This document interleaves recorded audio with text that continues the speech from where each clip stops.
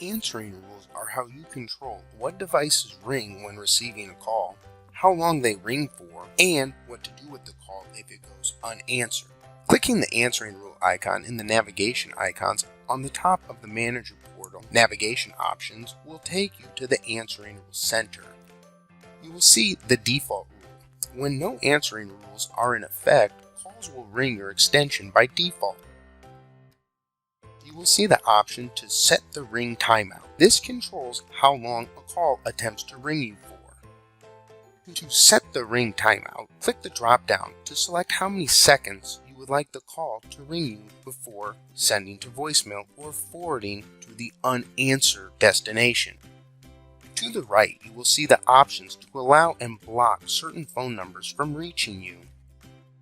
This allows you to add numbers that, by default, are blocked by the system, so you can receive calls from that destination. Phone numbers added to allow will let the person bypass call screening also. If you have call screening enabled but want certain phone numbers to not have to record their name when calling you, add them to the allow. Then, when the user calls you, they will be sent directly to you and not have to record their name. Block allows you to add phone numbers you do not want to be able to reach you. Add a phone number to allow or block. Simply enter the number into the respective field and click the plus sign to add the phone number.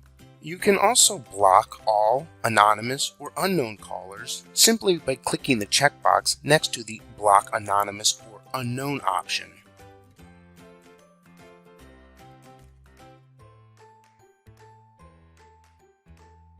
Click Done once you have finished adding phone numbers.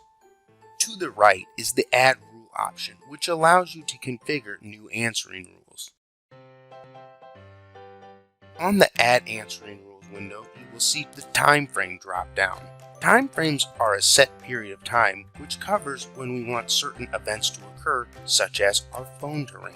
Select the time frame you would like the new rule to take effect. The Enable checkbox allows you to enable or disable the rule. Checkbox means the rule is enabled, and unchecked box means the rule has been disabled. Below you will see the Do Not Disturb option. Clicking the box to add a checkmark enables Do Not Disturb, which prevents calls from ringing your device and leaving you undisturbed if a call comes in. Underneath you will see Call Screening.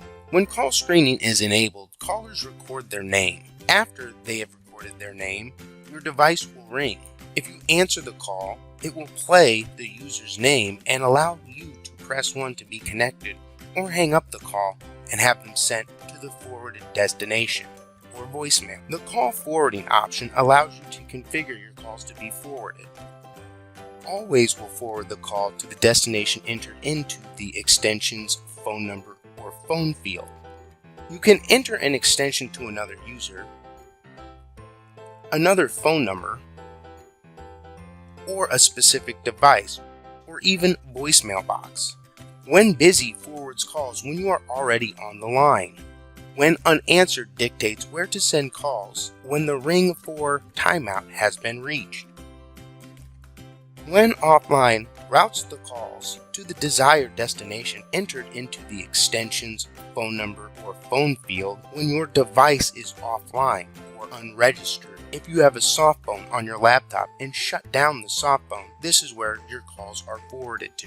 Simultaneous ring allows you to configure what devices ring when receiving a call.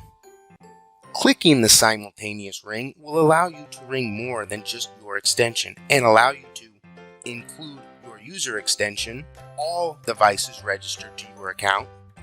Answer confirmation for the off-net number lets you know the call is forwarded from your phone system and gives you the option to connect to the user by pressing 1 or hanging up the call to have them forwarded to the unanswered destination. To add phones to the simultaneous ring for the call to be forwarded, enter the extension, phone number, or specific device you would like the call forwarded to. The clock icon next to extension, phone, or phone field is a delay ring. You can delay the device from ringing in 5-second increments. If you wanted a call that came into your extension to ring your cell phone, if the call was not answered in 10 seconds, you would configure the field to the right with your cell phone number, then click the ring delay icon and slide up to the 10-second minute mark. If you wanted another extension to ring after 15 seconds had gone by and the call was still not answered, click the plus sign. Another field to enter an extension, phone number, or specific device appears. Enter the destination you would like the call forwarded to as well.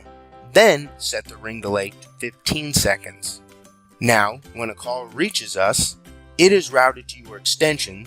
If the call is not answered in 10 seconds, then our extension and our cell phone will start ringing.